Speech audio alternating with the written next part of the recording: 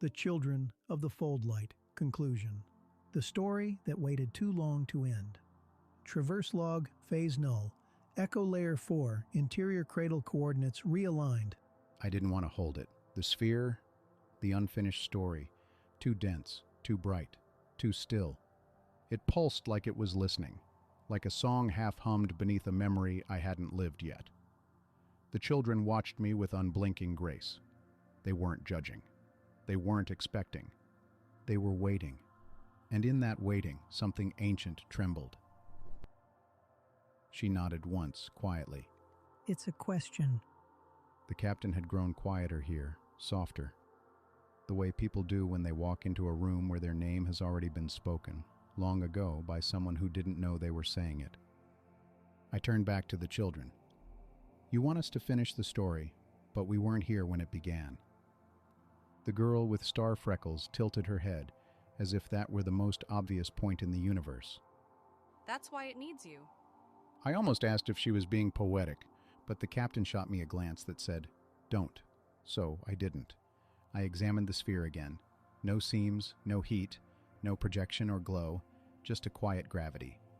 But when I shifted my harmonic sense toward it, tuned myself inward, I saw fragments, scenes, moments, echoes, a war that never occurred, a lullaby sung by someone who never existed, a garden grown on a planet that was never born, 1,000 possibilities that had once risen into the cosmos and then been gently unchosen.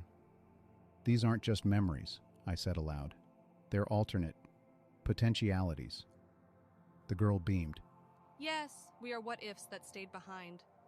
And suddenly I understood. This wasn't a cradle. It was a seed vault. Each child, each flickering impossibility, was a guardian of futures that had almost taken root. Futures that could still become, if someone remembered them enough. Why us? I asked finally. Why the Wanderer? The boy swinging through harmonic threads landed beside me, upside down, grinning. Because your ship remembers things no one else does. Because you hum to things that haven't happened yet, added the star freckle girl. The captain turned to me.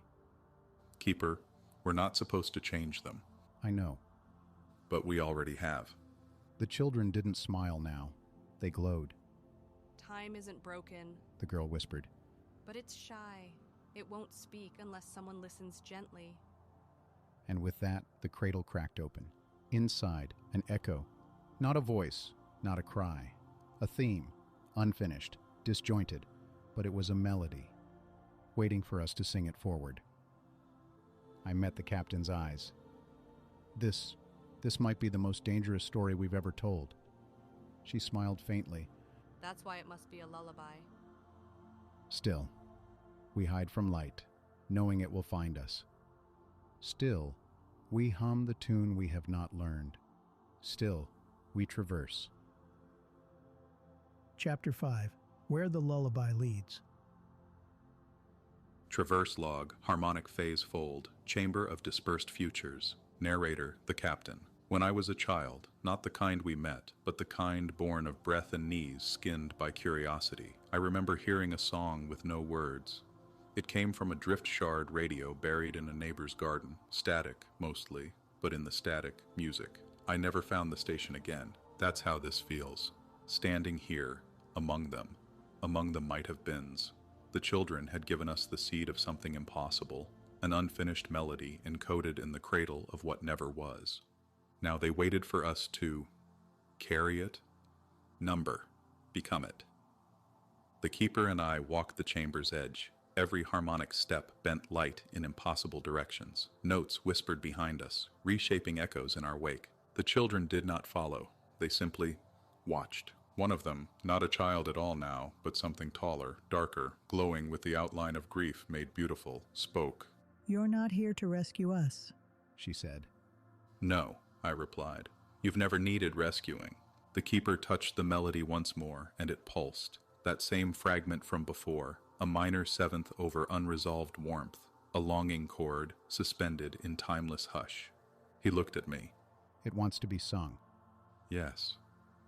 But it needs memory. He turned to the glowing girl. Yours? She smiled and placed her hand on the sphere.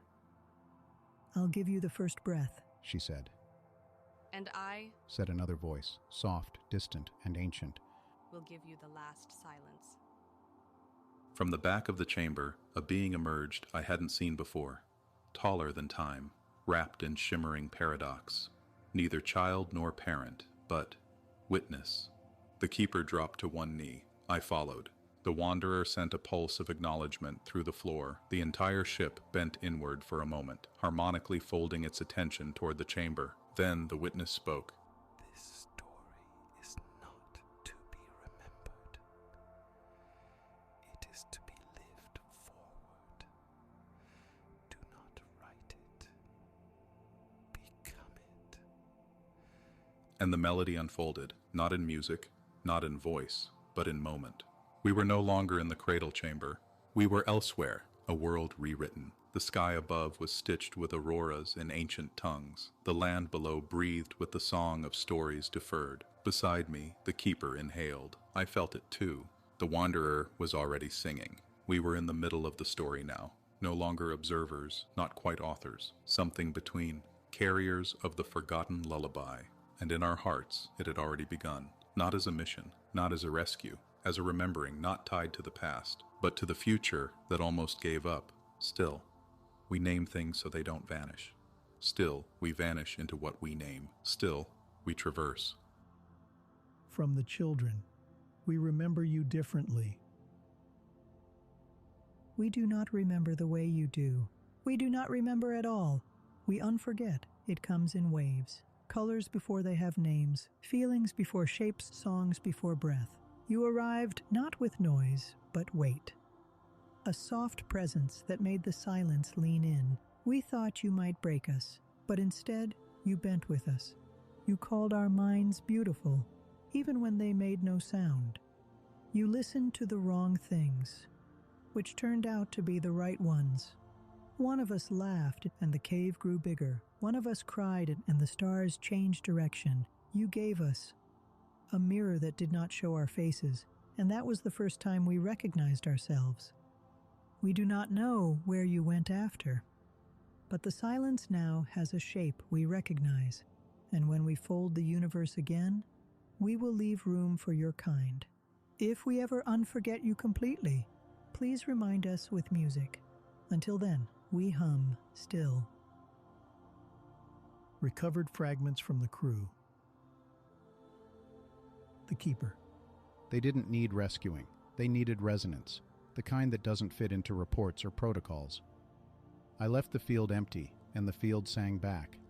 From the captain, private log. They were like memory wrapped in metaphor. I half expected one of them to call me Mom. That's how strange and familiar it felt. One of them touched my hand, only I didn't feel a touch. I felt a question. I think I'm still answering it. From the ship mind, encrypted translated pulse. Frequency anomaly detected. Emotional data exceeded system capacity.